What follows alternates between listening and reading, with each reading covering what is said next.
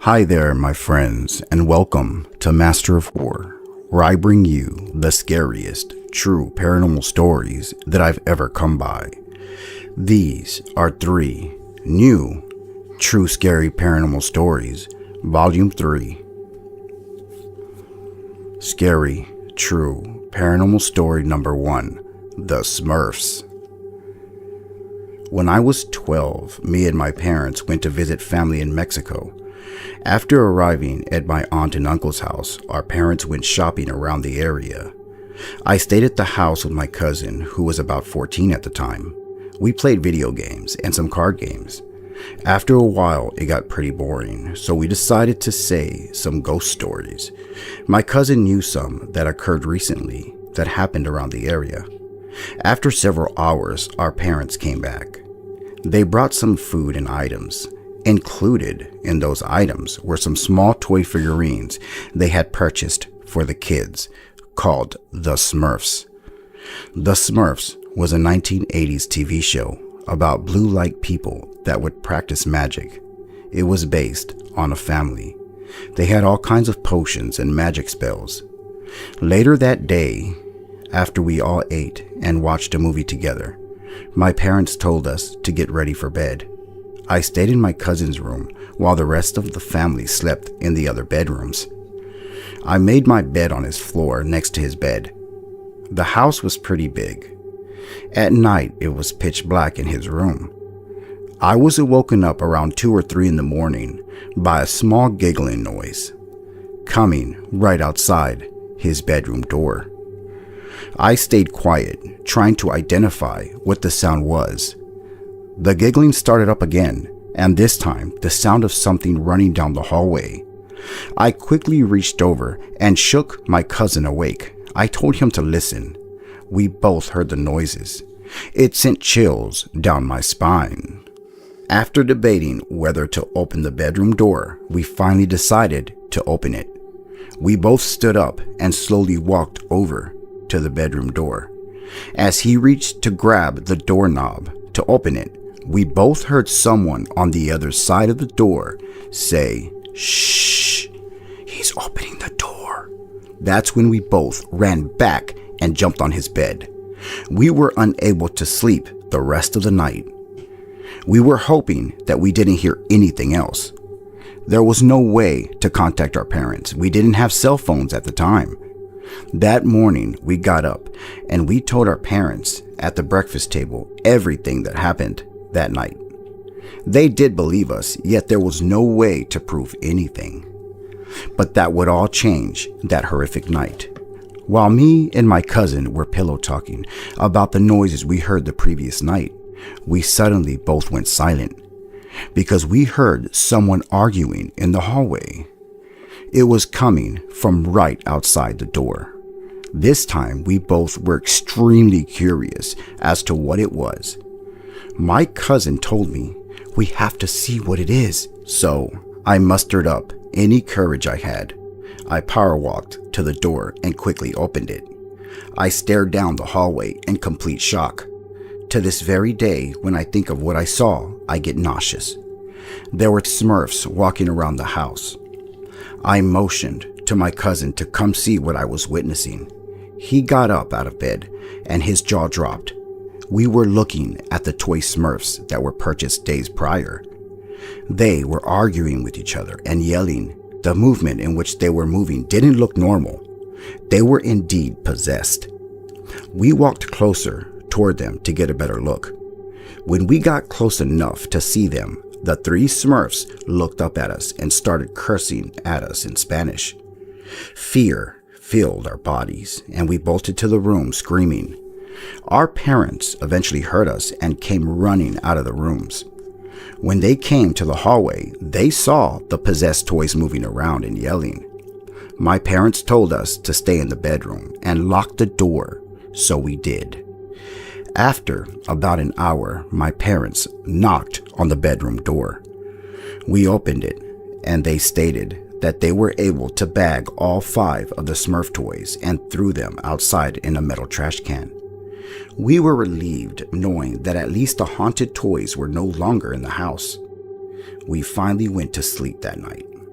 But at about 4 o'clock in the morning, I jumped up and was awoken by a noise of glass shattering. Someone or something was throwing rocks at our window. When I peeked outside, the entire front yard was in shambles.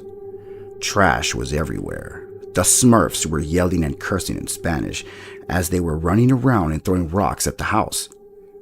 We ran to our parents' rooms and told them what was happening outside. Our parents began praying and hoping that it would all stop. We all stayed in their room through the night. When the sun came up that morning, we all went outside and saw the destruction. All the front windows were broken and the plants and pots were smashed all over the ground. We searched everywhere and the Smurfs were nowhere to be found. That day, when we made it back to Texas, I tried to talk about it with my parents, but they told me never to mention what happened ever again. I wouldn't believe anyone if they told me something like this, but it did happen. Always be careful what you buy, even if it looks innocent. It might just be watching you while you sleep. Scary, true, paranormal story number 2. The Maintenance Man. This happened when I was 10 or so. I am now 42 years old. Johnny, a friend of our family, told us this true story. Johnny was a maintenance man for some townhouses that me and my family lived in, located in Rosenberg, Texas. He told me what happened to him. One time he had to stay overnight in one of the apartments. The previous tenants had left it a mess. There was lots of work that needed to be done. He would clean up the empty townhomes, patch up holes, paint, put new carpet, etc. He would get them ready to rent out. He said one day he had to spend the night in one of the apartments he was cleaning out because there was so much work to be done. The electricity was already cut off, so he used a flashlight and a couple of candles to make his way around the apartment. He said he had brought a blanket and a pillow with him, and that was about it.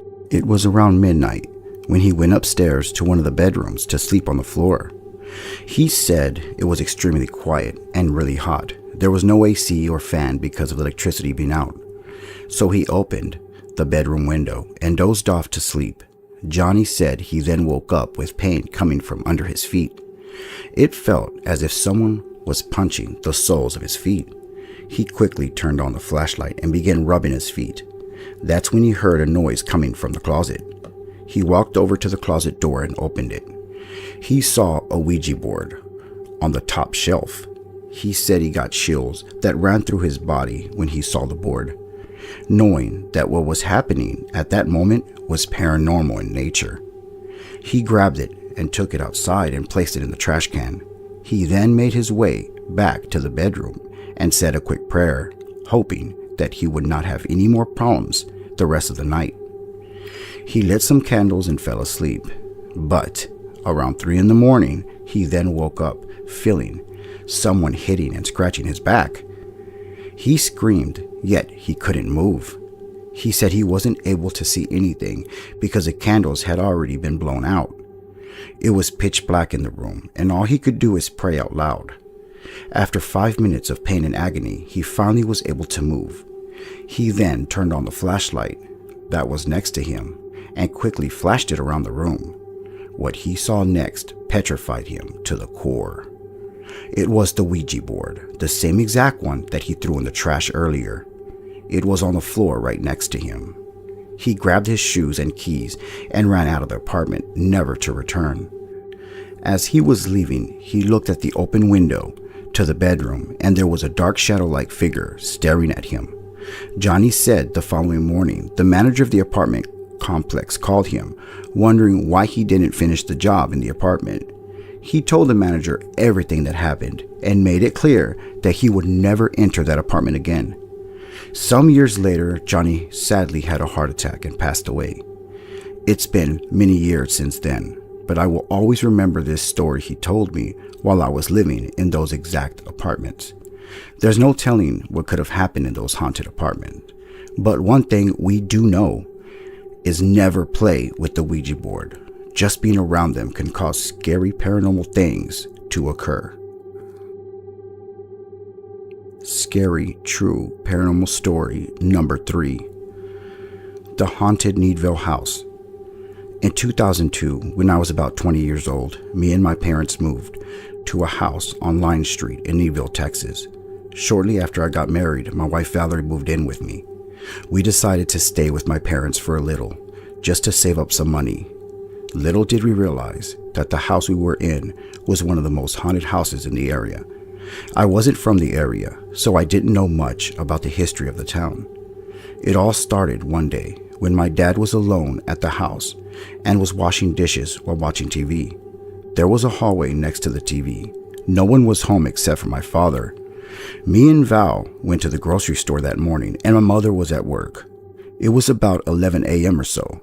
As my dad was looking at the TV, he noticed that Valerie was standing in the hallway staring right at him.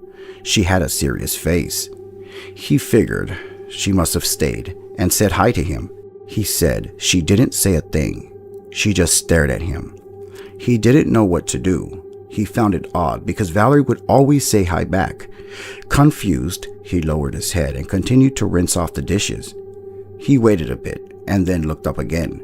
To his horror, she was still staring at him. He knew something wasn't right. He said he decided to watch the TV without looking towards the hallway. He said he felt extremely nervous and all the hairs on him were standing straight up. When we finally came back from the store with groceries, my dad's eyes opened in confusion.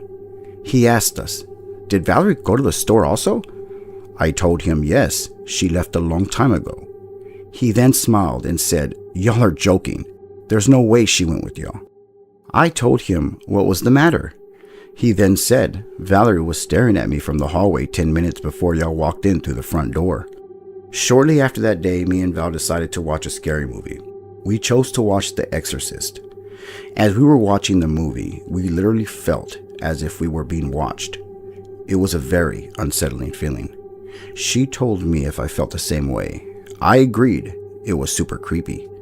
Later that night, after the movie, we fell asleep, and when we woke up that morning, all our DVDs were stacked, almost touching the ceiling. Also, the movie The Exorcist that we were watching the night prior was missing. We never found it to this day. Then there came a point where everyone was constantly arguing in the house, but as soon as you stepped out of the house, you immediately felt calm.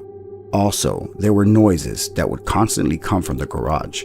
We would open the door to the garage to find it quiet all of a sudden. We moved from there after being there for only 1 year. I later looked at the house on Google Maps, and what I saw shocked me to the core. There was a face on the front door window staring right at you. It's not a reflection. It looks straight into your soul.